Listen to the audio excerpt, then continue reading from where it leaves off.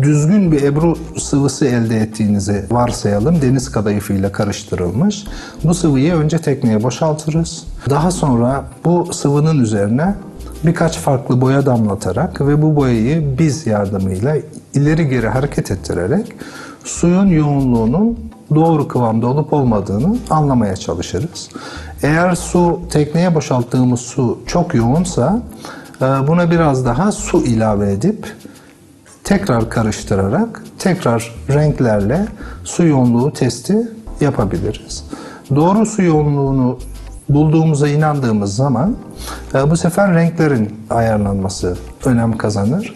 İstediğimiz herhangi bir rengi yeteri miktarda su ve ödle karıştırarak ayarın doğru olup olmadığını anlamaya çalışırız.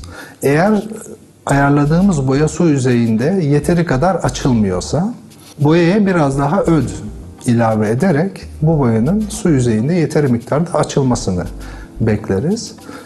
Bu boya ayarı da yapıldıktan sonra artık çalışma için her şey hazırdır ve ebru yapmaya başlayabiliriz.